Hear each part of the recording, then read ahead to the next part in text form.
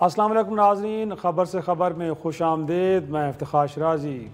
آج کے پروگرام کا آغاز کرتے ہیں پاکستان میں ٹیکسوں کے مسائل۔ گویا کہ کوشش بڑی کی جا رہی ہے اس ملک کے اندر کہ ٹیکس بیس کو بڑھایا جائے، tax to G D P کی شرح کو میں اضافہ کیا جائے، اور نہ صرف ملک کے اندر اس بات کی ضرورت کو محسوس کیا جاتا ہے بلکہ IMF پروگرام کے اندر بھی جو کنڈیشنز ہوتی ہیں اس میں سے ایک کنڈیشن ٹیکسوں میں اضافہ، ٹیکس بیس کو بڑھانا ہے۔ اور حکومت وقت ہر سال گویا کہ جب بجٹ تقریر ہوتی ہے اس میں بہت سارے انیشیٹو کا اعلان تو کیا جاتا ہے لیکن آگے چل کے وہ میٹیریلائز نہیں ہو پاتے۔ گویا کہ وجہ کیا ہے؟ کیا کوئی تھاٹس کے اندر کلیئرٹی نہیں ہے؟ ایشوز کو سمجھنے میں کوئی پرابلم آ رہی ہے؟ کیا ایسے مسائل ہیں کہ پاکستان کے اندر ان ایشوز کو حل نہیں کیا جا رہا؟ اور ساتھ میں یہ کہ جب کہیں ڈیڈ لاک کی کیفیت بنتی ہے تو اس ملک کی تاجر برادری بجائے رائٹ فورم کے جو FBR ہے یا حکومت وقت ہے ان کو انگیج کرنے کے مسلح افواج کی قیادت کو انگیج کیا جاتا ہے، پھر وہاں سے انیشیٹو لیا جاتا ہے، اور ماضی میں بھی اس طرح کی کئی کوششیں ہو چکی ہیں لیکن جو بارآور ثابت نہیں ہوئیں۔ مسائل ابھی تک وہیں کے وہیں موجود ہیں۔ تو آج ہم نے مناسب جانا کہ FBR کے ہی سابق چیئرمین رہے ہیں شبر زیدی صاحب، ان کو پروگرام میں مدعو کیا جائے۔ سر بہت شکریہ وقت دینے کے لیے۔ سر سب سے پہلا سوال میرا یہی ہوگا کہ یہ گتھی اتنی الجھ کیوں گئی ہے کہ ہم سے سلجھ نہیں پا رہی؟ ہمارے ٹیکس کے ایشوز ہیں کیا؟ پرابلم کہاں پہ ہیں کہ ہم ان کو ایڈریس نہیں کر پا رہے؟ بسم اللہ الرحمن الرحیم۔ شیرازی صاحب شکریہ، آپ نے مجھے موقع دیا۔ دیکھیں بات یہ ہے کہ پاکستان میں ایک بہت بڑا طبقہ ہے جو ٹیکس کے نظام کے اندر ہے مگر وہ جائز ٹیکس نہیں دیتا، تو اور وہ اس سسٹم میں آنا نہیں چاہتا، اور وہ ہر قسم کی کوشش کرتا ہے کہ اس سسٹم کو ڈی ریل کرے۔ میں ان طبقوں کا آپ کو نام دے دیتا ہوں۔ پہلا طبقہ ہے ریٹیل اور ہول سیل ٹریڈر۔ یہ پوری جو بازار اور دکانیں ہیں، اگر ان کا 100 روپے ٹیکس بنتا ہے تو یہ 5 یا 10 روپے دیتے ہیں، 100 میں سے 5 سے زیادہ یہ ٹیکس نہیں دیتے۔ دوسرا پوری ایگریکلچر سسٹم کا آڑتی ہے، وہ 100 میں سے 1 روپیہ بھی ٹیکس نہیں دیتا۔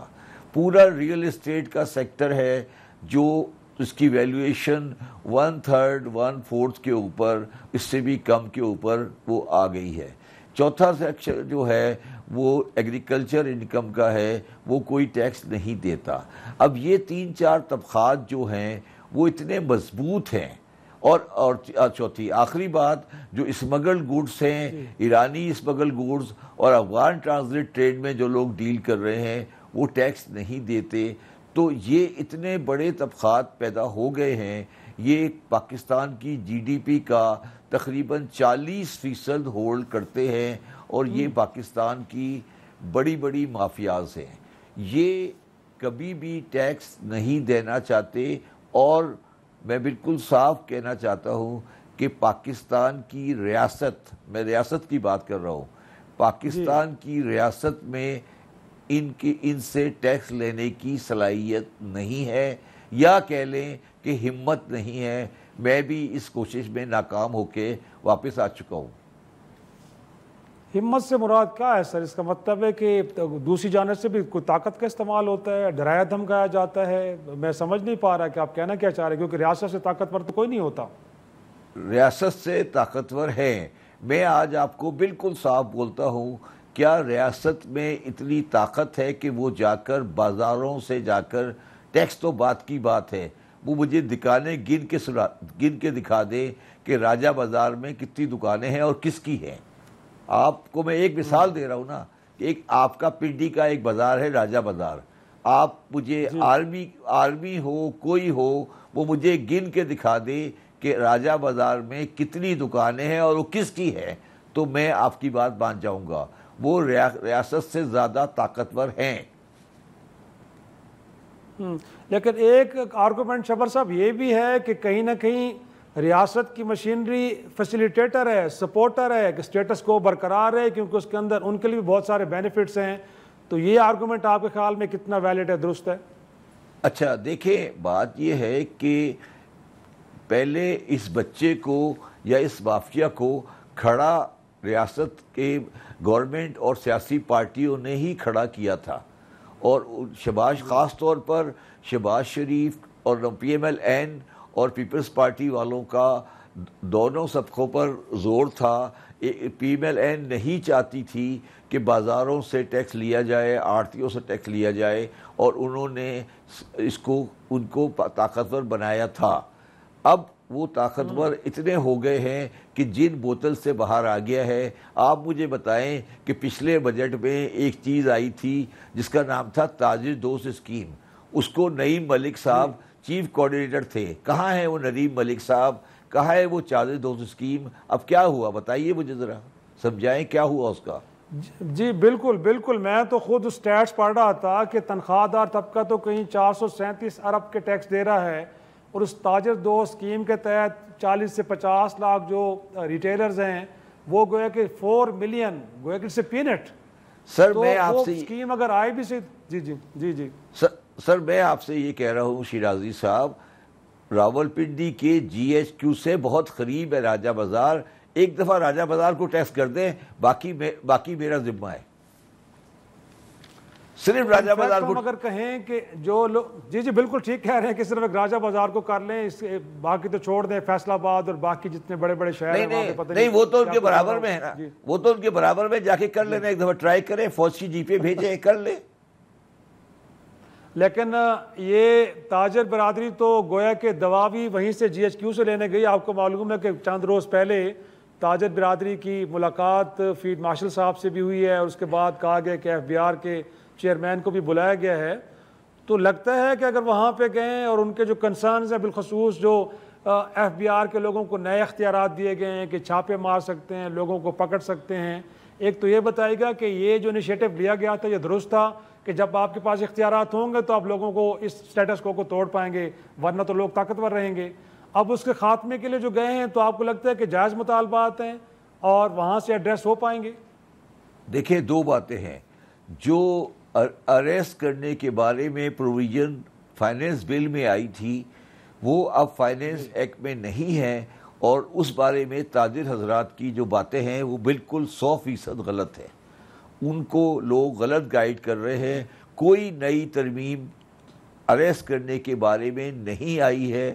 جو نیا لا ہے وہ پچھلے لا سے بہتر لا ہے. ٹھیک ہے, تو وہ تاجر برادری کے پاس 37AA ختم ہو چکا ہے, 37A پہلے بھی تھا, وہ آج بھی ہے. دوسری دو پروویژن ہیں 21Q اور 21S, اس پر کلیریفیکیشن بورڈ کی آنی ہے, وہ آ جائے گی. دوسری بات جو آپ نے کی ہے کہ وہ فیلڈ مارشل صاحب کے پاس گئے ہیں, میں نے کل بھی ایک کسی پروگرام میں کہا تھا آپ کے ڈان ٹی وی پہ ہی کہ پہلے آپ یہ فیصلہ کر لیں کہ آپ ڈیموکریٹک سسٹم چلا رہے ہیں یا ہائیبریڈ چلا رہے ہیں. پہلے آپ یہ فیصلہ کر لیں, اور اگر آپ نے ہائیبریڈ چلانا ہے تو ہائیبریڈ کو ڈی فیکٹو کی بجائے ڈی جیورو کر لیں. میں بڑی خطرناک بات کر رہا ہوں, مگر آپ ہائیبریڈ کو ڈی فیکٹو چلاتے ہوئے پرابلم بڑھ جاتی ہے, اس کو ڈی جیورو کر لیں. ادروائز یہ جو آپ ایک طرف چلاتے ہیں کہ آپ اسمبلیوں سے بل پاس کراتے ہیں, پرائم منسٹر صاحب آتے ہیں, وزیر خزانہ صاحب آتے ہیں, پھر پتہ لگتا ہے کہ وہ تو irrelevant ہیں اور فیلڈ مارشل صاحب فیصلے کر رہے ہیں, اور ہو سکتا ہے کہ فیلڈ مارشل صاحب صحیح فیصلے کر رہے ہوں, مگر یہ اس طرح سے کوئی نظام چل نہیں سکتا. اور شبر صاحب انفیکٹ آپ کا بھی ایکسپیرینس رہا ہے, اور میرے خیال میں آپ نے اس سے پہلے بھی اس بات کا اظہار کیا کہ جب آپ کچھ ٹف میئرز کی طرف جا رہے تھے تو اس وقت کے جو آرمی چیف تھے باجوہ صاحب, انہوں نے آپ کو انگیج کیا تھا. تو گویا کہ لگتا تو ہے کہیں نہ کہیں ادارہ ایک کلیئرٹی کے ساتھ آگے بڑھنا چاہتا ہے, بٹ جب اس طرح کی انٹرونشنز ہوتی ہیں وہ کتنی پھر کاؤنٹر پروڈکٹیو ثابت ہوتی ہیں, کتنا چیزوں کو اور زیادہ ایگریویٹ کر دیتی ہیں. پھر نہیں, آپ کا سوال آپ کے کیا کہنا کیا چاہتے, سوری میں سمجھا نہیں آپ کی بات. میں یہ کہنا یہ چاہ رہا ہوں انفیکٹ کہ ماضی میں آپ بھی گویا کہ کچھ ٹف میئرز لے رہے تھے تاکہ اکانومی کو ڈاکومنٹ کیا جائے, ٹیکس بیس کو بڑھایا جائے, ان لوگوں کو ٹیکس نیٹ پہ لایا جائے.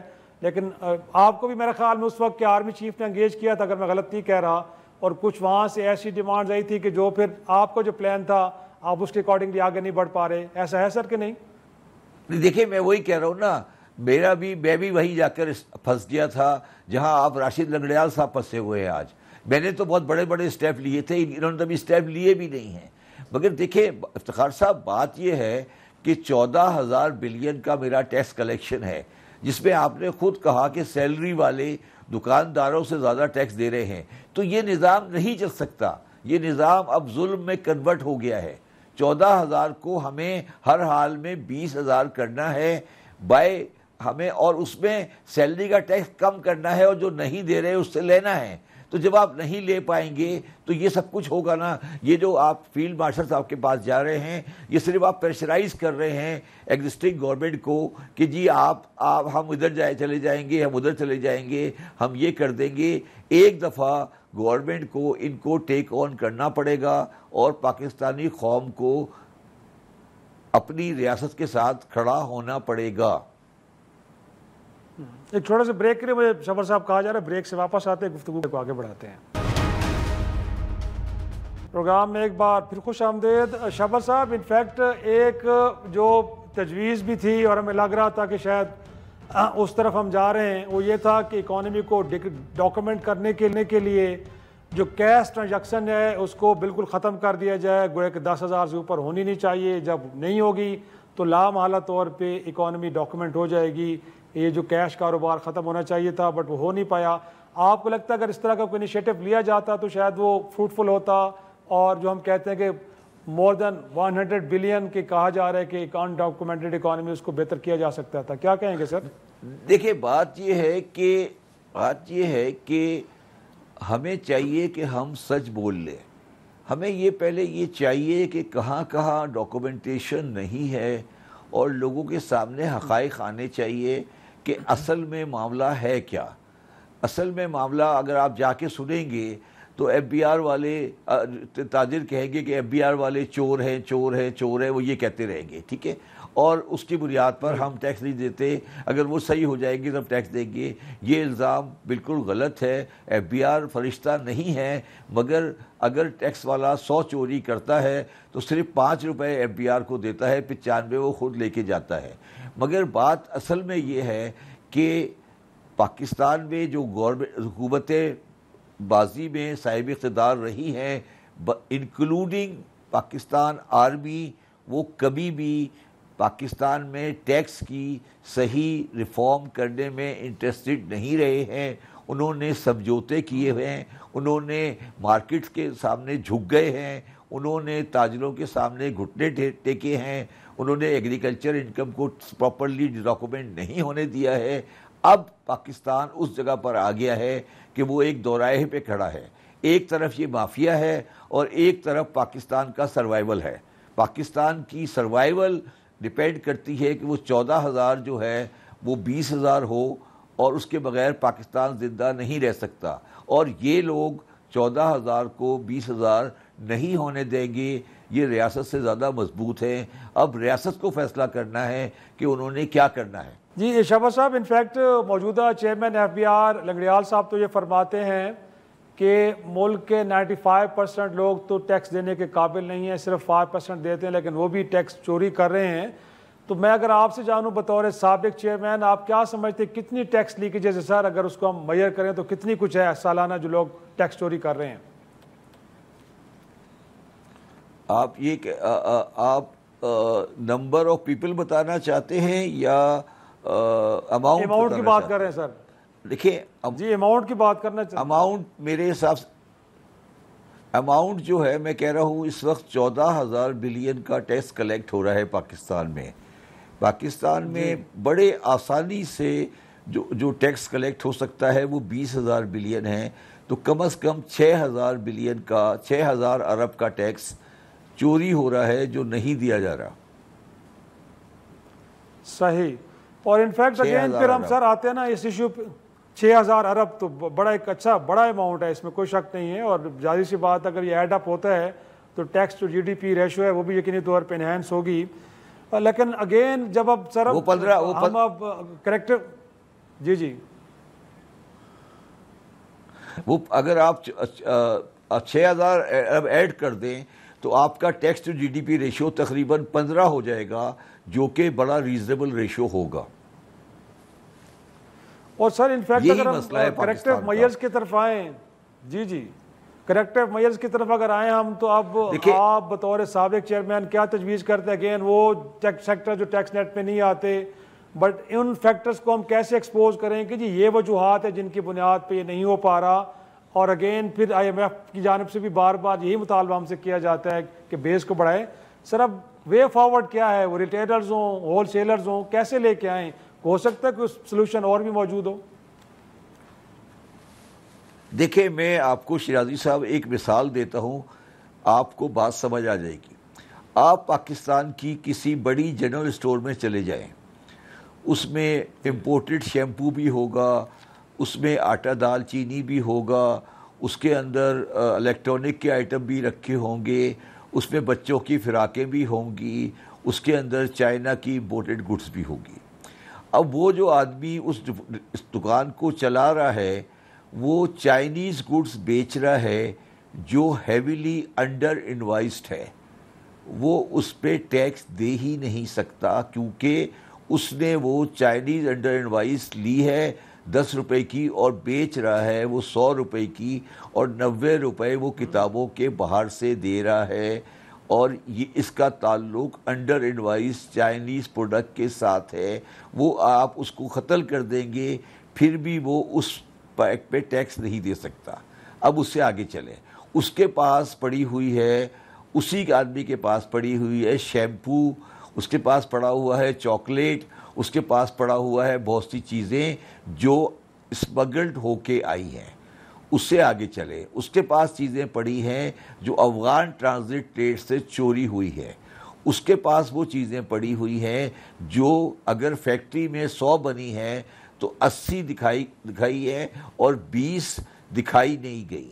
تو یہ اگر وہ دکان والا، آپ اس دکان والے کو کہیں کہ تم ٹیکس دو، تو وہ کہے گا کہ شبر صاحب وہ جو میں نے خریدی ہے جس کی دکان والے نے مجھے رسید نہیں دی، وہ چائنیز جو انڈر انوائسڈ ہے اس کی مجھے رسید نہیں آئی، جو اسمگلڈ ہے اس کی رسید میرے پاس نہیں ہے، ایرانی اسمگلنگ کی میرے پاس رسید نہیں ہے.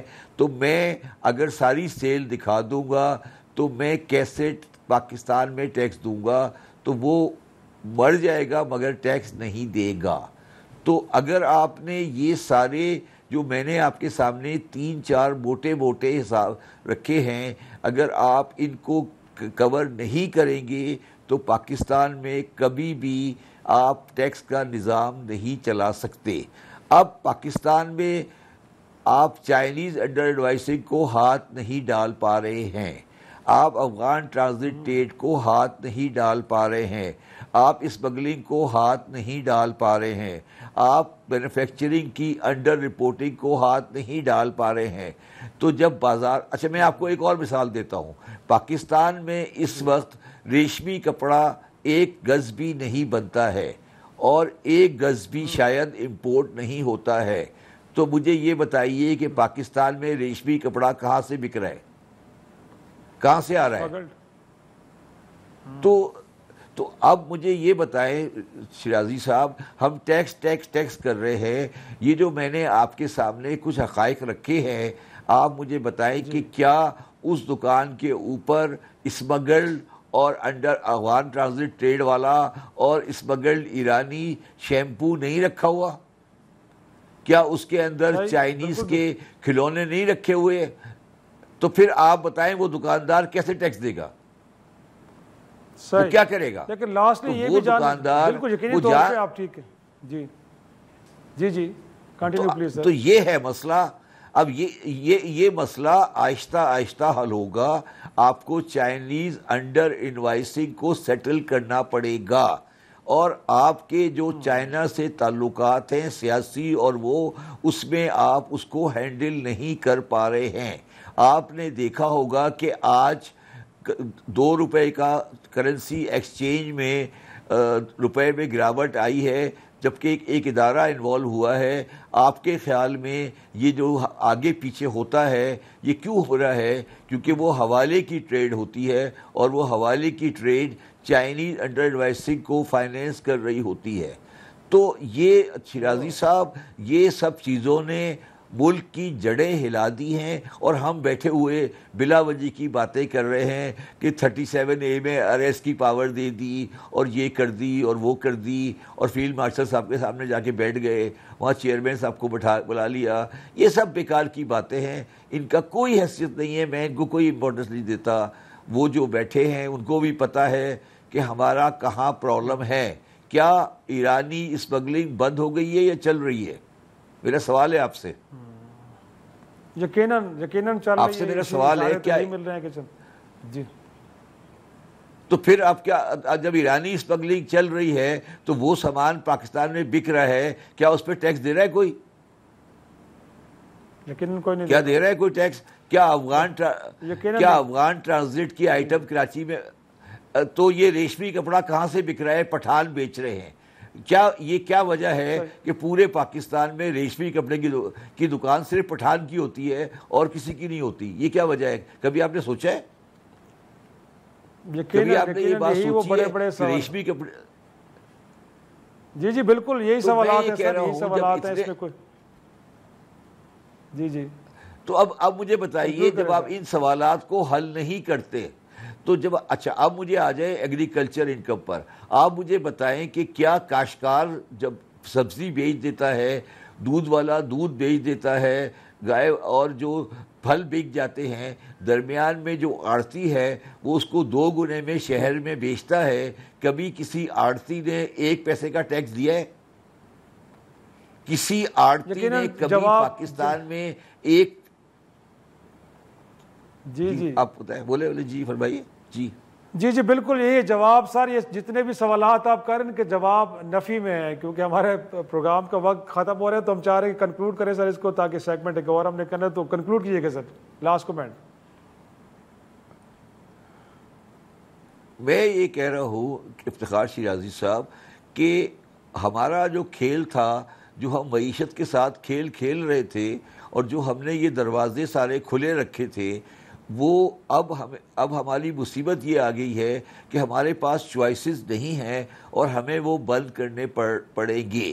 مگر بند جب ہم کرنے جاتے ہیں تو ہماری قوم اس کے لیے تیار نہیں ہے۔ کچھ حد تک وہ جائز ہیں کیونکہ انہوں نے کبھی زندگی میں ٹیکس نہیں دیا ہے۔ جب آپ ان سے ٹیکس لینے جائیں گے تو وہ ریزسٹنس کریں گے، اور ہماری حکومتیں، چاہے وہ فوجی حکومتیں ہوں، وہ اتنی طاقت نہیں رکھتی کہ وہ ان کے سامنے کھڑی ہو، تو ہم تھوڑے دن کے بعد بیک فٹ پہ چلے جاتے ہیں اور وہیں پہ آ جاتے ہیں جہاں پہلے کھڑے تھے۔ ہمارا ٹیکس ٹو GDP ریشو 10-8, 10-9, 10 پہ چلتا رہتا ہے، اور وہ صرف وہ لوگ ٹیکس دیتے ہیں جو لوگ آلریڈی آپ کے پاس پھنسے ہوئے ہیں، جیسے سیلری ہے یا بڑی مینوفیکچرنگ انڈسٹریز ہے۔ بہت شکریہ شابر زیادی صاحب دینے کے لیے۔ ناظرین ایک چھوٹا سا بریک کے بعد کچھ ملک کے سیاسی حالات وہ بھی سنبھلنے کا نام نہیں لے رہے، کیوں نہیں لے رہے، ڈسکس کرتے ہیں ایک بریک کے بعد۔ پروگرام ایک بار پھر خوش آمدید ناظرین، کچھ ذکر کرتے ہیں ملک کی سیاسی صورتحال، اور آپ نے دیکھا ہے کہ اس ہفتے میں تحریک انصاف کے کئی رہنماؤں کو نوئی موقع کے مقدمات میں 9 سے 10 سال کی سزائیں ہوئیں، اور چیف منسٹر خیر پختونخوا علی امین گنڈاپور سمیت کئی رہنماؤں کے اب وارنٹ گرفتاری مختلف مقدمات میں جاری ہو چکے ہیں۔ اور اس دوران گویا کہ یہ بھی سننے میں آ رہا ہے کہ تحریک انصاف 5 اگست کے بعد سے ایک بہت بڑی تحریک چلانے جا رہی ہے۔ تو گویا کہ آنے والے ہفتوں میں، مہینوں میں کیا ہونے جا رہا ہے، ہمارے ساتھ موجود ہیں پاکستان مسلم لیگ نون کے رہنما نہال ہاشمی صاحب، اور ان کے ساتھ ہمیں جوائن کیا ہے علی عمران شہزاد صاحب۔ آپ ترجمان ہیں چیف آرگنائزر پنجاب کے، اور ساتھ میں آپ وکلاء کی جو ٹیم ہے تحریک انصاف کی، اس کے بھی اہم رکن ہیں۔ تو سب سے پہلے تو میں گفتگو کا آغاز نہال ہاشمی صاحب آپ ہی سے کروں گا۔ سر، یہ جو سزائیں ہوئی ہیں، گویا کہ اس کے بعد جو ججمنٹ کے اوپر تنقید ہو رہی، وہ یہ ہو رہی ہے کہ جو ایویڈنس تھی وہ تو شاید چند پولیس اہلکار تھے جن کی گواہی کے اوپر 9 سے 10 سال کی سزائیں سنائی گئیں۔ سر، کیونکہ آپ کا شعبہ بھی وکالت ہے، آپ لاء کے ایکسپرٹ مانے جاتے ہیں، سر اس طرح کی گویا کہ ایویڈنس کی بنیاد پہ اتنی بڑی سزائیں دینا، آگے چل کے اپیلیٹ کورٹس کے اندر سر یہ سزائیں برقرار رہ پائیں گی، یا جو ماضی میں ہوتا رہا ہے اس ملک کے اندر کہ 10 سے 14 سال کی سزا، پھر ہائی کورٹ میں جا کے سزائیں بھی ختم اور پھر ملزمان کو رہا بھی کرنا پڑتا ہے؟ بسم اللہ الرحمن الرحیم. شرازی صاحب، جہاں کچھ لوگوں کو سزا ہوئی ہے وہیں پہ کافی لوگوں کو بریت بھی ہوئی ہے، انہوں رہا کر دیا گیا ہے جن کے خلاف ایویڈنس نہیں تھے. تو یہ ایک چیز ایویڈنس آتا ہے ہمارے سامنے کہ جن کے خلاف ایویڈنس تھے ان کو رکھا گیا اور جن کے خلاف ایویڈنس نہیں تھے ان کو رہا کیا گیا. اور دوسرا، جو میں اور آپ جیسے لوگ ہم نے 9 مئی کو اپنے آنکھوں سے دیکھا ہے، تو ایک لحاظ سے آپ سمجھ رہے پاکستان کے کروڑوں میڈیا کے جو لوگ ہیں جو دیکھتے ہیں، میڈیا ناظرین ہیں، انہوں نے اپنی نظروں سے بہت ساری چیزیں دیکھی ہیں. ان سب کے باوجود اگر یہ اجازت ہے ان کو کہ جناب آپ مطمئن نہیں ہیں اگر اپنے اس فیصلے سے، تو آپ کو اختیار ہے، آپ اپر کورٹ میں جائیں. پاکستان ایک ڈیموکریٹک ملک ہے، یہاں پہ آئین ہے، قانون ہے. آپ جائیں، جا کر کے اپنا جو اپیل ہے، جو آپ کا مدعا بنتا ہے اس کو آپ پیش کریں. اور جو دوسری عدالت، جو نیکسٹ فورم ہے، جو اپیلیٹ فورم ہے، وہ اگر محسوس کرے گی کہ آپ کے ایویڈنس میں کمی بیش ہوئی ہے، آپ کی ریگولیرٹیز ٹھیک نہیں ہوئی ہے، ایویڈنس صحیح نہیں ریکارڈ ہوا ہے اور آپ بے قصور ہیں، تو یقین جانیں آپ کی بے قصوری ثابت ہو کے اور اگر آپ رہا ہوں گے تو ہمیں بہت خوشی ہوگی کہ ایک بے قصور آدمی کو فائنلی اپیل میں اسے رہائی ہوئی. مگر میں سمجھتا ہوں کہ نہال ہاشمی صاحب بنیادی طور پہ جو سر اعتراض جو بنیادی طور پہ نہال ہاشمی صاحب وہ ہے نا کہ ایک تو 2 سال سے مقدمات پڑے رہے، پھر جب سپریم کورٹ کے آئینی بینچ نے فوجی عدالت سے متعلق کیس نمٹایا تو وہاں پہ ایک ٹائم فریم دیا گیا 4 ماہ کے اندر ان مقدمات کو نمٹایا جائے، اور وہ 4 ماہ بھی شاید اگست میں جا کے پورے ہونے جا رہے ہیں. سر اس سے یہ تاثر ملتا ہے کہ ایک تو یہ ہے کہ شاید شواہد موجود ہی نہیں تھے تو ان کیسز کو آگے نہیں بڑھایا گیا، اور پھر جب میں کہہ رہا ہوں کہ سر اگر ایپیلیٹ کورٹس کے اندر جا کے یہ سزائیں برقرار نہیں رہتی تو پھر ایک تاثر تو ابھرتا ہے نا کہ یہ سیاسی بنیادوں پہ بنائے گئے اور پھر ان مقدمات کا مستقبل وہ ہوا جو ماضی میں ہوتا رہا ہے. سر تو یہ تاثر تو پھر درست نہیں ہوگا نا. یہ ہم نے آپ نے سب نے اپنے آنکھوں سے دیکھا کہ 9 مئی کے دن قومی ہیروز کو اور ان کے جو وہ تھے اسٹیچوز، اس کو جس طرح سے مسمار کیا گیا. ہم نے دیکھا 9 مئی میں جس طرح سے کور کمانڈر کے گھر پہ حملہ کیا گیا. 9 مئی کو ہم نے لوٹ مار دیکھی. 9 مئی کو ہم نے ایم عالم کے جہاز کو دیکھا کہ کس طرح سے اس پہ حملہ آور ہوئے. تو ہم نے 9 مئی کو بہت ساری چیزیں دیکھی. اب جہاں تک آپ نے کہا کہ ڈیلے ہوا، تو ڈیلے کرنے کی وجوہات میں سمجھتا ہوں کہ پروسیکیوشن جتنی اگر ذمہ دار ہے تو اتنی ذمہ دار وہ لوگ ہیں جو ہائی کورٹ اور سپریم کورٹ میں اپیل میں چلے گئے اور وہ ڈائریکشن کا انتظار کرتے رہے سپریم کورٹ سے کہ اس میں ملٹری کورٹ میں یا دیگر کورٹوں میں کیا ڈائریکشنز ملتا ہے. تو جو لوگ ڈیلے کے جواز بنا رہے ہیں وہ بھی، ان کو بھی آپ دیکھیں نا، جن لوگوں نے جا کر کے ایک تیز رفتاری سے جو چلتا ہے سماعت اس کو روکا، جنہوں نے اس کے اندر ہارڈلز پیدا کیے اور اس کے وجہ سے یہ دیر ہوئی، اور اس کے بعد مجبور ہونا پڑا سپریم کورٹ کو اور ان کو یہ حکم صادر کرنی پڑی کہ آپ جائیں، جا کے اگست تک ان سارے مقدمات کو یہ کر دیں. تو اس میں اگر آپ اپنے اس جو کرمنل آفنسز تھے اس کو پولیٹیکل آفنس بنانے کی کوشش کریں گے تو کہیں نہ کہیں فیلیئر ہوگا. پولیٹیکل آفنسز کو آپ پولیٹیکلی ہینڈل کریں، مگر جو میں ایز اے کرمنل پریکٹیشننگ لائر کہہ رہا ہوں، جو کرمنل آفنسز ہے اس کے اندر کرمنل طریقے سے آپ کو جرا بھی کرنا ہوتا ہے. ایویڈنس بھی اگر آپ کے پاس شواہد ہے تو آپ وہ لے کے آئیں.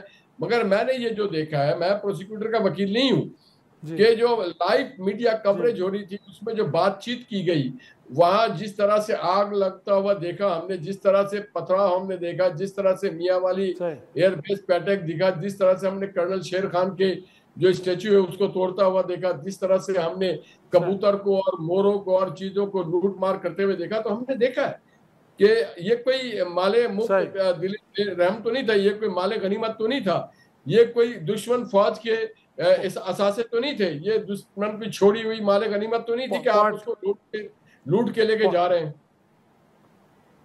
پوائنٹ ٹیکن سر، پوائنٹ ٹیکن. انفیکٹ علی ارمان شہزاد صاحب، انفیکٹ آپ نے سنی نہال ہاشمی صاحب کی گفتگو، انہوں نے کہا کہ جی یہ شواہد تو گویا کہ سب کے سامنے ہیں، ویڈیوز موجود ہیں جس میں سب کچھ ہو رہا تھا.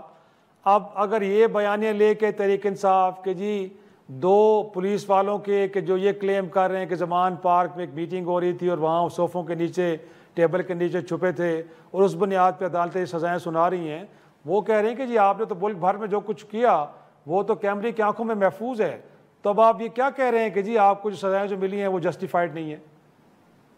جی بسم اللہ الرحمن الرحیم، ایاک نعبد و ایاک نستعین۔ دیکھیں نیال ہاشمی صاحب کی پارٹی کا یہ وتیرہ رہا کہ انہوں نے ہمیشہ حقائق کو مسخ کیا ہے، اور ان کو کیس کے حقائق کے بارے میں معلوم ہی نہیں ہے کہ جب لاہور میں گواہان کے اوپر جرح ہوئی اور جس میں برہان معظم اور علی اشفاق نے جب وہ تھانے کے رجسٹرڈ کا ریکارڈ پیش کیا، روزنامچہ پیش کیا کہ وہ جو دو گواہان تھے، ایک خالد نامی تھا اور ایک افضل نامی، پورے نام دونوں کے لاسٹ نیم افضل اور خالد تھا، اس میں جب تھانے کے ساتھ رجسٹر ہوتے ہیں، نیال ہاشمی صاحب ایک کرمنل پریکٹیشنر ہے، ان کو کافی ساری چیزوں کے بارے میں معلوم ہوگا کہ وہاں پر تھانے میں جو بھی ملازمین کسی بھی ڈیوٹی پہ جاتے ہیں تو اسٹیشن ہاؤس آفیسر کی یہ ڈیوٹی ہوتی ہے، وہ ڈیوٹی باؤنڈ ہے کہ اس رجسٹر میں یہ درج کیا جائے کہ آج کس ملازم کی، کس سپاہی کی، کس اے ایس آئی کی، کس ناکے پہ، کس پکٹ کے اوپر کس ٹائم پر ڈیوٹی ہوگی۔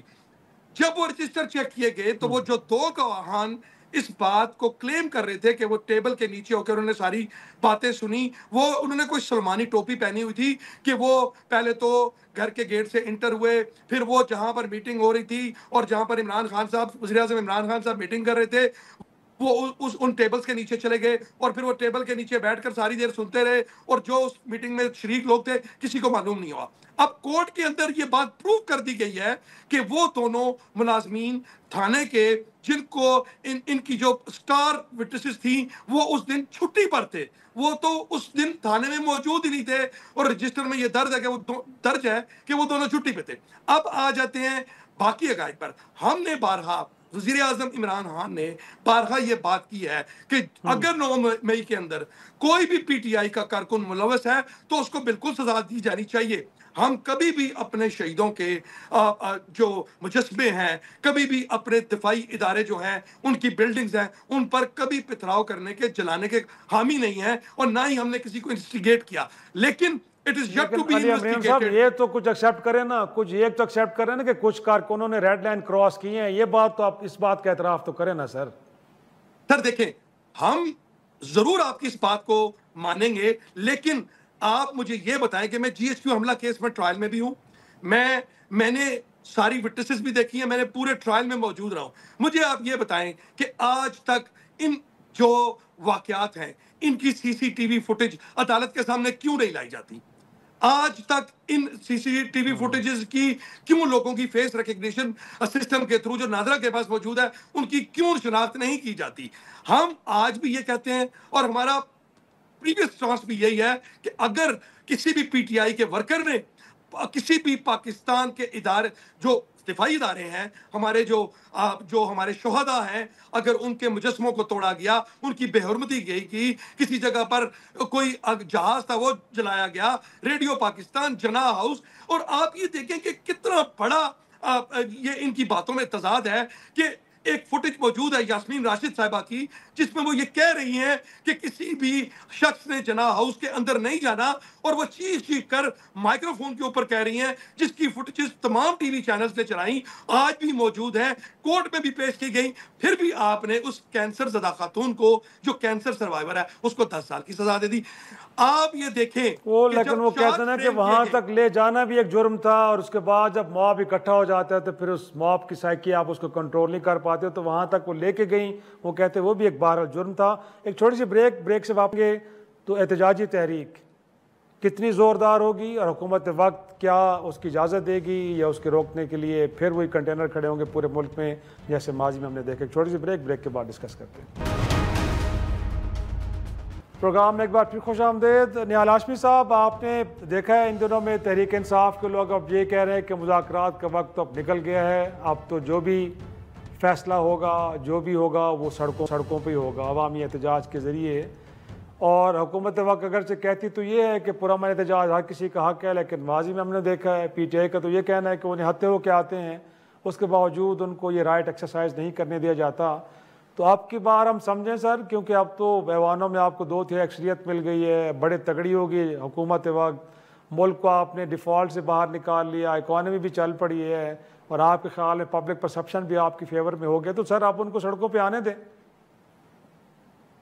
افتخار بھائی، ہم نے ماضی میں بھی ان کو سڑکوں پہ آنے دیا ہے، مگر جب یہ سڑکوں پہ آئے تو یہ ہیوی مشینریز پہ، شاول پہ، کرین پہ، ٹریکٹر پہ بیٹھ کے آئے، مسلح جتھے لے کے آئے، اور پھر حالیہ دنوں میں سی ایم کے پی نے کہا کہ اب کہ ہم آئیں گے تو ہم بھی تاک کے گولیاں ماریں گے۔ دنیا کا پہلا سی ایم مجھے نظر آیا جو کہتا ہے کہ میں جلوس لے کے آؤں گا اور گولیاں چلاؤں گا۔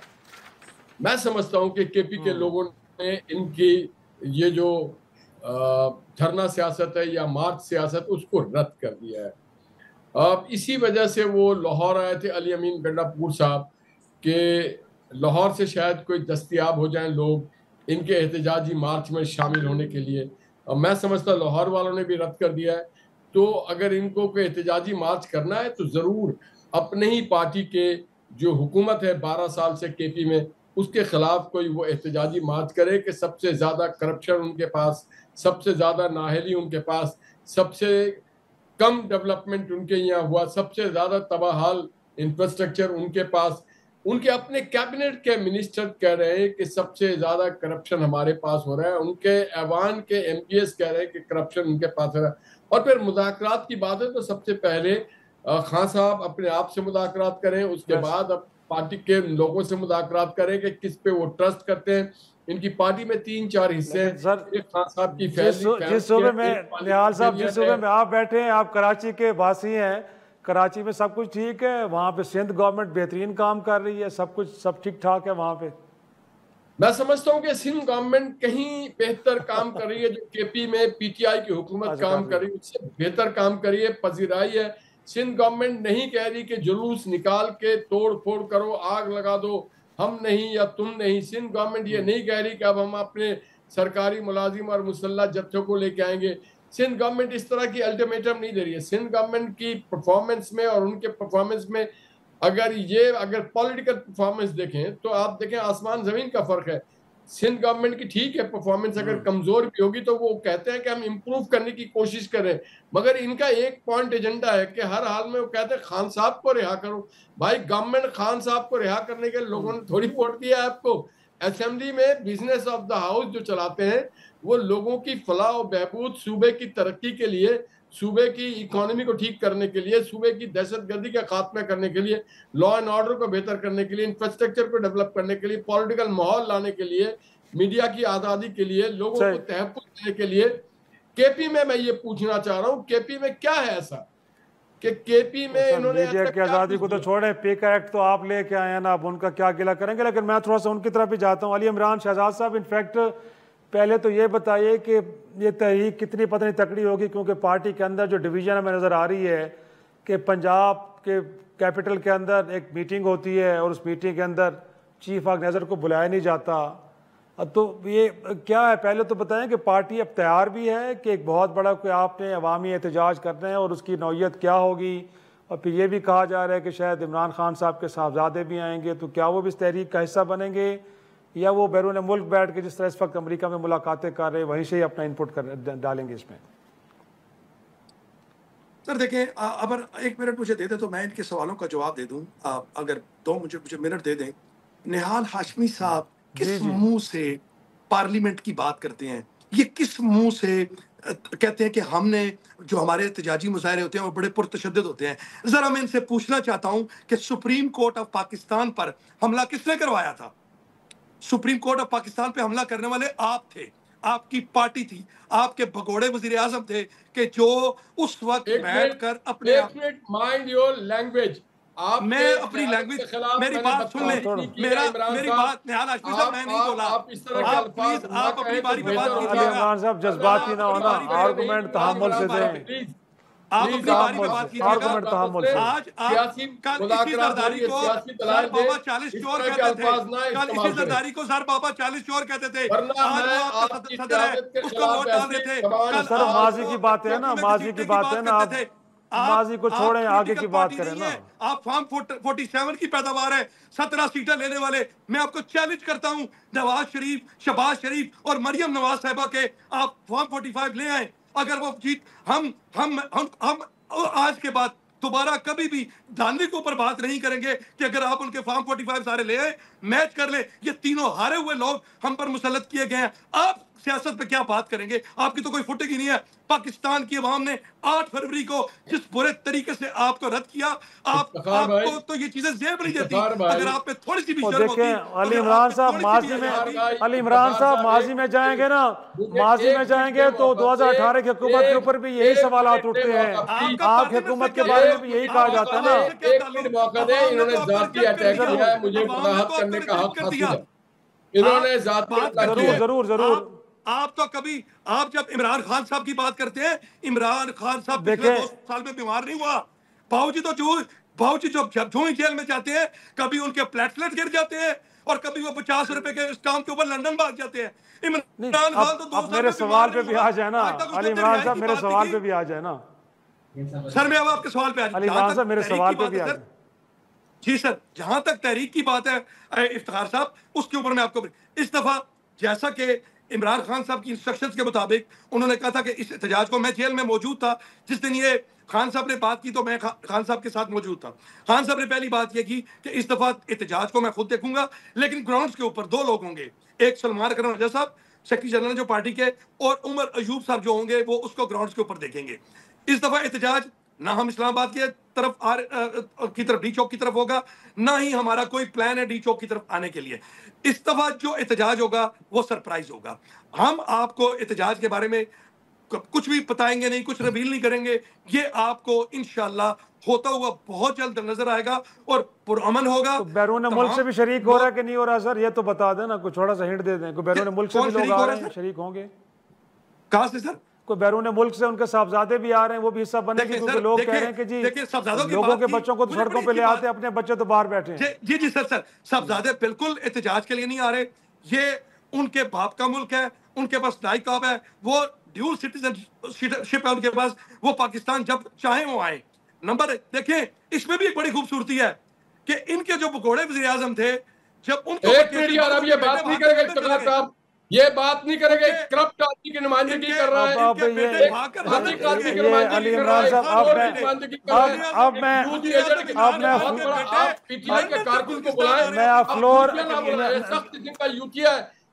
علی عمران صاحب پلیز تھوڑا سا ماحول کو اچھا رکھے نا, یہ غلط بات ہے, یہ غلط بات ہے.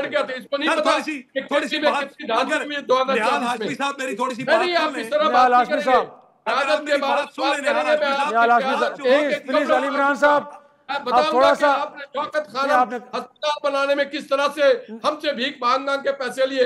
میں بتاؤں گا آپ کو کہ شوکت خانم میں سختی آدمی نواز شریف کی لگی ہوئی ہے, 50 کروڑ روپے آدمی نواز شریف کا لگا ہوا ہے, وہ زمین میں آپ کو بتاؤں گا کہ آپ نے کبھی 1 ٹکے کا نوکری نہیں کیا. آپ زکات خیرات میں کھاتا ہے, آپ کا لیڈر, آپ کا لیڈر ملین پاؤنڈ کھا کے بیٹھا ہوا ہے. میرا لیڈر 2 سال میں بیمار نہیں ہوا, تماشا کرتا ہے پاکستان میں, کوئی کمپرومائز نہیں کیا. میرا لیڈر ہے, آپ کو بڑے برے طریقے سے 25 کروڑ عوام اس کے پیچھے دیکھیں دوسرے کو. آپ یوتھیا بن کے بات نہ کریں, دلائل سے بات کریں. 12 سال سے میں دلائل سے بات کروں گا. کیا آپ کے 12 سال بیمار نہیں ہوئے؟ کیا نواز شریف سے نہیں بھاگے 2 دفعہ ڈیل کرتے, پہلی دفعہ سعودی عرب چلے گئے, دوسری دفعہ لندن نہیں گئے. آپ اس حقیقت سے آپ انکار کرتے ہیں, اس حقیقت سے آپ انکار کرتے ہیں, کبھی نہیں کر سکتے آپ انکار. آپ پاکستان کی بجلی کے بل کو جلا رہے ہیں, گراؤنڈ کے اوپر کھڑے ہیں. آپ کا لیڈر کہتا ہے کہ ہم یہاں سے نہیں بھاگے, ہم یہاں سے نہیں بھاگے.